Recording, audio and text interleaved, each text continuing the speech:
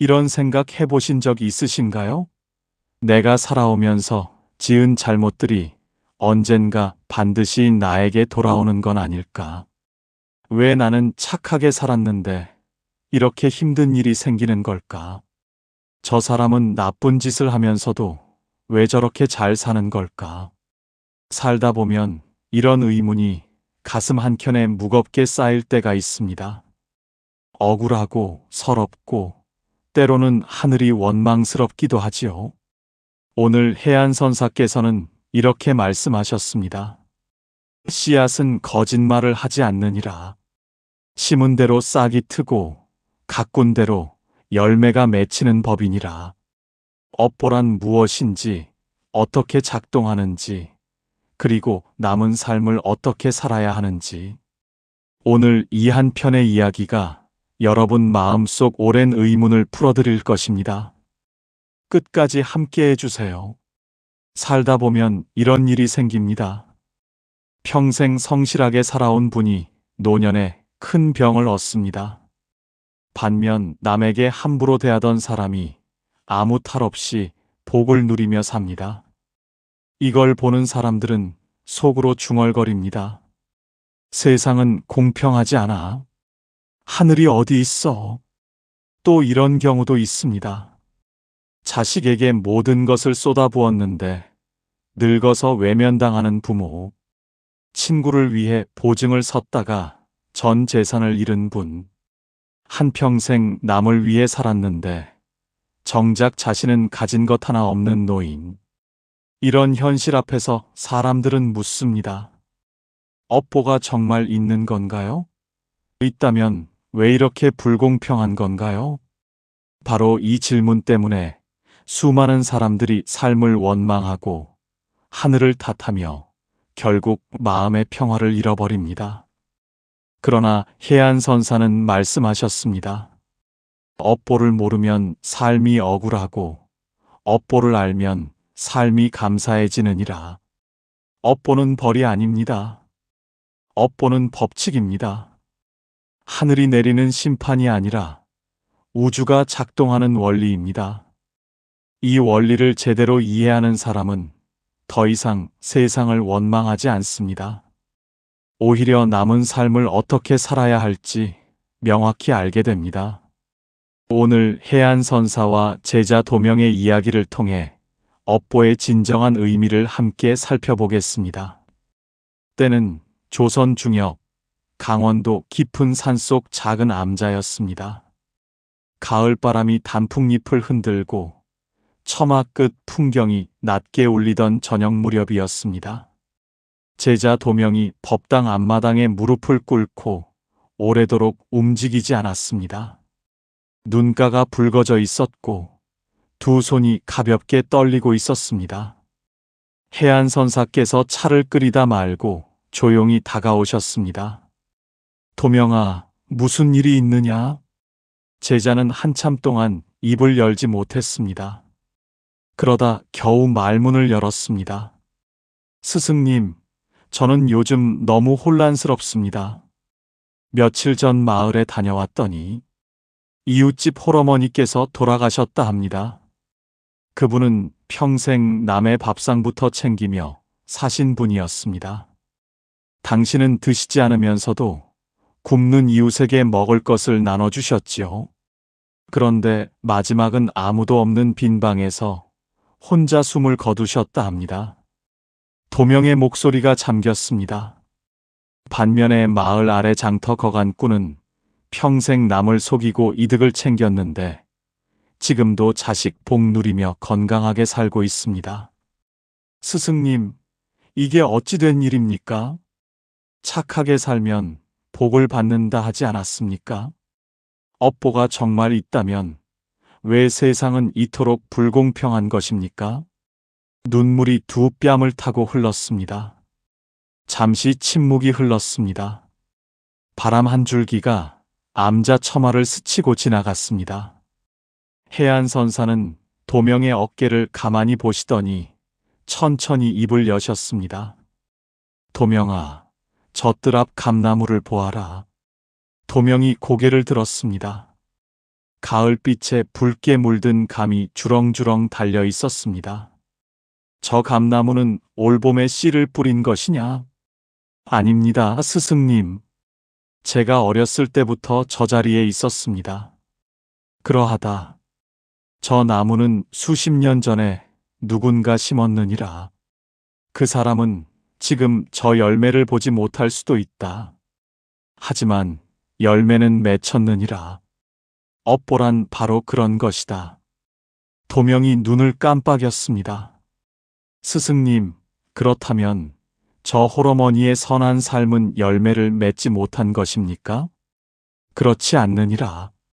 다만 너는 열매가 지금 당장 맺혀야 한다고 생각하는 것이다. 사람들은 업보를 마치 오늘 씨앗을 심으면 내일 열매를 따야 하는 것처럼 여기느니라. 그러나 감나무가 열매를 맺기까지 몇 해가 걸리느냐? 수년은 걸립니다. 그러하다.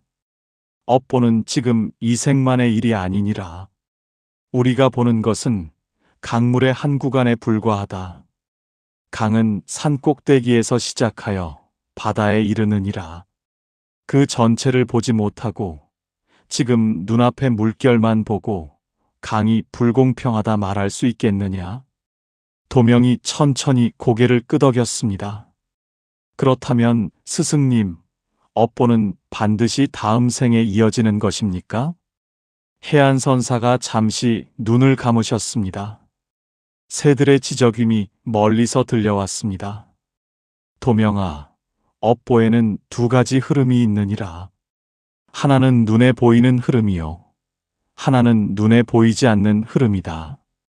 그 홀어머니의 선한 마음은 이미 마을 사람들 가슴에 씨앗을 심었느니라. 그분이 돌아가신 후 마을 사람들이 어떻게 했느냐? 도명이 잠시 생각하다 말했습니다. 마을 사람 모두가 모여 장례를 치러드렸습니다. 그분 이름을 기리며 눈물을 흘렸습니다. 그것이 바로 업보의 열매이니라. 업보는 눈에 보이는 재물로만 돌아오지 않느니라.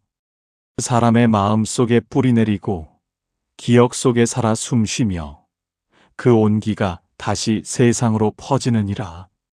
그것이 진정한 업보의 결실이니라. 도명이 한결 가라앉은 눈빛으로 다시 물었습니다. 스승님, 그렇다면 저는 어떻게 업보를 바르게 지어가야 합니까?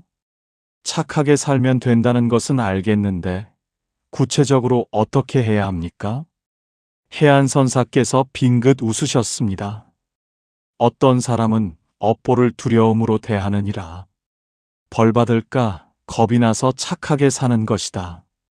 어떤 사람은 업보를 거래로 대하느니라. 착하게 살면 복이 오겠지 하고 계산하는 것이다. 그러나 어떤 사람은 업보를 자연스러운 삶으로 대하느니라. 그냥 그것이 옳기 때문에 그리 사는 것이다. 세 번째 사람의 업이 가장 맑고 깊으니라. 스승님, 구체적인 실천은 어떻게 합니까? 첫째는 입을 다스리는 것이니라. 하루에 한 번이라도 남을 헐뜯는 말을 삼가거라. 입에서 나온 말은 반드시 돌아오느니라. 날카로운 말은 날카로운 인연을 부르고 따뜻한 말은 따뜻한 인연을 부르느니라. 도명이 고개를 끄덕이며 마음속으로 새겼습니다. 둘째는 마음에서 원망을 덜어내는 것이니라. 원망은 독과 같아서 남을 해치기 전에 먼저 자신을 갉아먹느니라. 억울한 마음이 들 때마다 저 감나무를 생각하거라. 열매는 때가 되면 반드시 맺히느니라. 셋째는 오늘 눈앞에 있는 사람에게 잘하는 것이니라. 먼 곳의 위대한 선행보다 가까이 있는 사람에게 진심 어린 한마디가 더 큰 업이 되느니라. 지금 옆에 있는 배우자, 자식, 이웃에게 먼저 따뜻하게 대하거라. 넷째는 작은 것도 함부로 여기지 않는 것이니라. 풀 한 포기, 벌레 한 마리, 지나치는 행인의 눈빛 하나. 그 모든 것에 조심스러운 마음을 갖는 것이 업보를 바르게 짓는 길이니라. 다섯째는 오늘 지은 잘못을 오늘 안에 참회하는 것이니라. 묵은 업은 눈 속에 쌓인 때처럼 굳어지느니라. 하루가 지나기 전에 내가 오늘 잘못했구나 하고 가슴으로 인정하는 것만으로도 업이 많이 녹느니라. 도명은 두 눈이 촉촉해졌습니다. 그동안 자신이 얼마나 작은 일에도 원망하며 살았는지가 떠올랐기 때문입니다. 해가 서산으로 기울기 시작했습니다. 암자마당에 길게 그림자가 드리웠습니다. 도명이 조심스럽게 다시 물었습니다. 스승님, 그런데 사람들이 업보에 대해 자주 오해하는 것이 있는 것 같습니다. 어떤 분들은 고생을 많이 하면 전생에 죄를 많이 지었기 때문이라고 합니다. 그러면 어려운 처지에 있는 분들에게 너는 전생에 죄가 많다는 뜻이 되지 않습니까? 해안선사의 눈썹이 살짝 올라갔습니다. 그것은 큰 착각이니라. 그리 생각하는 것이야말로 업보를 가장 잘못 이해하는 것이다. 어째서입니까, 스승님?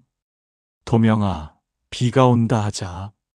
어떤 사람은 비를 맞아 감기에 걸리느니라. 어떤 사람은 그 비를 피해 처마 아래 서서 이웃과 정담을 나누느니라. 같은 비라도 어떻게 반응하느냐에 따라 결과가 달라지느니라. 고난은 업보가 아니라 삶의 조건이니라. 업보는 그 고난 앞에서 어떤 마음을 내느냐의 문제이니라. 도명이 눈을 크게 떴습니다. 그렇다면 고난 자체가 벌이 아니라는 말씀이십니까? 그러하다. 첫 번째 착각은 고난을 벌로 보는 것이니라. 두 번째 착각은 성공을 복으로 보는 것이니라. 많은 사람들이 재물이 있고 건강하면 업보가 좋다고 여기느니라. 그러나 그 재물을 어떻게 쓰느냐, 그 건강을 어떻게 사용하느냐가 진짜 업보이니라. 좋은 조건에서 나쁜 업을 짓는 사람이 있고 나쁜 조건에서 좋은 업을 짓는 사람이 있느니라. 세 번째 착각은 업보가 나 혼자만의 것이라는 생각이니라. 우리는 혼자 살지 않느니라. 가족의 업, 마을의 업, 나라의 업이 함께 엮여 있느니라. 그러므로 나 혼자 잘 먹고 잘 살겠다는 마음으로는 업보의 흐름을 바꾸기 어려우니라. 네 번째 착각은 업보를 바꿀 수 없다는 체념이니라. 씨앗은 심었다 해도 가꾸기에 따라 열매가 달라지느니라. 지금 이 순간부터 마음을 바꾸면 업보의 방향도 바뀌기 시작하느니라. 늦었다는 생각이 가장 위험한 착각이니라. 도명은 깊이 숨을 들이쉬었습니다. 오해가 하나씩 풀릴수록 가슴이 가벼워지는 것이 느껴졌습니다. 어둠이 천천히 내려앉기 시작했습니다. 해안선사께서 작은 등불을 켜셨습니다. 노란 불빛이 두 사람의 얼굴을 따뜻하게 감쌌습니다. 도명아, 이제 구체적인 이야기를 해보자꾸나. 살다 보면 이런 상황들을 만나게 되느니라. 도명이 자세를 고쳐 앉았습니다. 이런 사람을 만나면 어찌해야 합니까? 나에게 큰 상처를 준 사람, 배신을 한 사람, 오랫동안 원망해온 사람 말입니다. 그 사람을 억지로 용서하려 애쓰지 말거라. 용서는 그 사람을 위한 것이 아니라 나를 위한 것이니라. 원망을 품고 있으면 그 원망이 내 안에서 자라 내 업을 흐리게 하느니라. 용서는 그것이 옳았다는 뜻이 아니니라. 나는 더 이상 그것에 묶이지 않겠다는 선언이니라. 도명이 가슴에 무언가가 닿는 듯 잠시 눈을 내리깔았습니다. 이런 일이 생기면 어찌해야 합니까? 내가 분명 잘했는데 욕을 먹는 일, 억울하게 누명을 쓰는 일. 그때 가장 중요한 것은 자신의 내면을 지키는 것이니라. 억울함에 흔들려 남을 해치는 말이나 행동을 하면 그 순간 새로운 나쁜 업이 더해지느니라. 바위는 파도가 세게 칠수록 더 단단해지느니라. 억울한 상황에서 마음을 지키는 것이 가장 강한 업보를 짓는 것이니라. 자식에 대한 집착은 어떻습니까? 자식을 위해 다 해주었는데 외면당하는 부모의 마음은 어찌해야 합니까? 해안선사가 잠시 눈을 감으셨습니다. 도명아, 내가 씨앗을 심었다 하여 그 나무의 가지가 내가 원하는 방향으로만 자라지는 않느니라. 나무는 빛을 향해 자라느니라. 자식을 위해 한 일이 진심이었다면 그 업은 이미 완성된 것이니라. 자식의 반응을 업보의 척도로 삼지 말거라. 내가 한 일의 순수함이 업보를 결정하느니라. 결과에 집착하는 마음이 새로운 고통을 만드느니라. 도명의 눈에 다시 눈물이 고였습니다. 어머니 생각이 난 것이었습니다. 밤이 깊어졌습니다.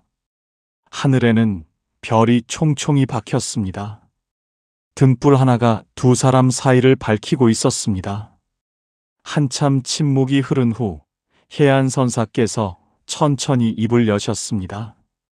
도명아, 이제 가장 깊은 이야기를 해야겠구나. 도명이 숨을 죽였습니다. 업보의 가장 깊은 비밀은 이것이니라. 업보는 과거의 것도 아니고 미래의 것도 아니니라. 업보는 지금 이 순간 이 마음에 있느니라. 어떤 말씀이십니까? 사람들은 업보를 장부처럼 생각하느니라. 과거에 이렇게 했으니 지금 이런 대가를 받는다고. 그러나 업보는 장부가 아니니라. 업보는 씨앗이 자라는 흙이니라. 지금 내 마음이 어떤 상태인가? 지금 나는 어떤 눈으로 세상을 보는가? 그것이 바로 업보의 실체이니라. 도명의 눈빛이 크게 흔들렸습니다. 스승님, 그렇다면 과거에 무슨 일이 있었든 지금 마음을 바꾸면 업보가 바뀐다는 말씀이십니까? 그러하다. 땅이 단단하게 굳어 있으면 씨앗이 뿌리를 내리기 어려우니라. 그러나 그 땅을 갈아엎으면 다시 기름진 땅이 되느니라. 지금 마음을 갈아엎는 것이 참회이니라. 지금 마음에 물을 대는 것이 기도이니라. 지금 마음에 씨앗을 심는 것이 선행이니라. 죽기 전에 반드시 깨달아야 할 업보의 비밀이 바로 이것이니라. 업보는 두려워해야 할 심판이 아니라 내가 가꿔 나갈 수 있는 정원이니라. 정원을 가꾸는 사람은 어떤 계절에도 꽃을 피울 수 있느니라. 도명은 그 순간 가슴 깊은 곳에서 무언가가 터지는 것 같았습니다. 오래 막혀 있던 것이 뚫리는 느낌이었습니다. 눈물이 소리 없이 흘렀습니다. 이제야 알겠습니다, 스승님. 저는 업보를 무서운 것으로만 여겨왔습니다.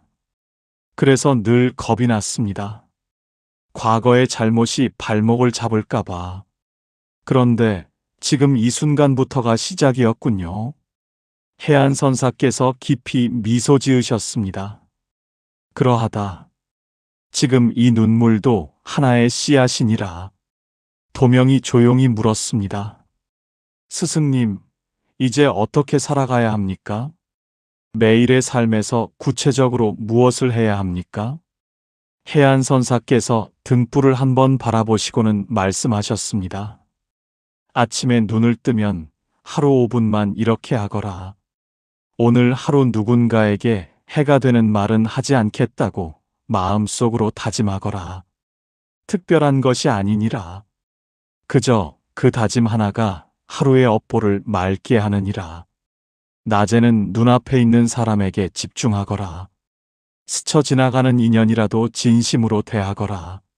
마트 직원에게, 버스 기사에게, 이웃 노인에게 작은 미소 하나, 가벼운 눈인사 하나가 하루의 업을 쌓아가느니라. 저녁에는 하루를 돌아보거라. 잘못한 것이 있으면 마음으로 인정하거라. 오늘 내가 저 사람에게 상처를 주었구나. 내일은 다르게 하겠노라. 이 짧은 참회가 묵은 업을 녹이느니라. 그리고 잠들기 전 이 한 가지를 떠올리거라. 오늘 내가 세상에 무엇을 심었는가? 작은 것이라도 좋으니라. 오늘 심은 씨앗이 언젠가 반드시 꽃이 되느니라. 도명이 두 손을 모으고 깊이 고개를 숙였습니다. 스승님의 가르침을 평생 잊지 않겠습니다. 두려움이 아닌 감사함으로 업보를 대하겠습니다. 해안선사께서 도명의 머리 위에 손을 얹으시며 말씀하셨습니다. 꾸준하거라. 하루 이틀이 아니라 매일매일이니라. 강물은 멈추지 않기에 바다에 이르느니라. 별이 가득한 밤하늘 아래 두 사람은 오래도록 말없이 앉아 있었습니다. 등불의 불꽃이 고요하게 흔들렸습니다. 오늘 해안선사의 가르침을 함께 정리해 보겠습니다. 첫 번째 가르침. 업보는 지금 당장 나타나지 않습니다. 감나무가 열매를 맺기까지 세월이 필요하듯 선한 삶의 결실도 때를 기다립니다. 조급해하지 마십시오. 두 번째 가르침. 업보는 두려움이 아니라 실천으로 짓는 것입니다. 입을 다스리고 원망을 덜어내고 가까운 사람에게 먼저 따뜻하게 대하는 것. 그 작은 습관이 업보를 바꿉니다. 세 번째 가르침. 고난은 벌이 아닙니다. 고난 앞에서 어떤 마음을 내느냐가 진짜 업보입니다. 어떤 조건에서도 선한 마음을 지키는 사람이 가장 좋은 업을 짓습니다. 네 번째 가르침. 용서는 남을 위한 것이 아닙니다. 원망에서 벗어나는 것이 나의 업보를 맑게 하는 길입니다. 상처를 준 사람으로부터 내 마음을 자유롭게 하십시오. 다섯 번째 가르침. 업보의 가장 깊은 비밀은 지금 이 순간에 있습니다. 과거가 아니라 지금 이 마음이 업보를 결정합니다. 지금부터 시작하면 됩니다. 결코 늦지 않았습니다. 여섯 번째 가르침. 아침에 다짐, 낮에 진심, 저녁에 참회.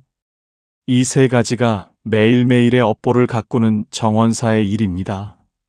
사랑하는 시청자 여러분, 오늘 이 이야기가 여러분 가슴 속 오래된 의문에 작은 빛이 되었으면 합니다.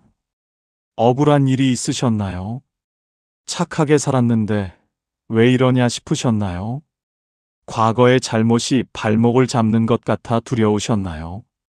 이제 조금은 내려놓으셔도 됩니다. 업보는 심판이 아닙니다. 업보는 여러분이 지금 이 순간부터 가꿔 나갈 수 있는 따뜻한 정원입니다. 오늘 이 이야기가 여러분의 삶에 고요한 등불이 되기를 바랍니다. 당신의 남은 삶에 고요한 평안과 밝은 복이 함께 하시기를 진심으로 기원드립니다. 도명은 그날 밤 암자로 돌아가는 길에 하늘을 올려다 보았습니다.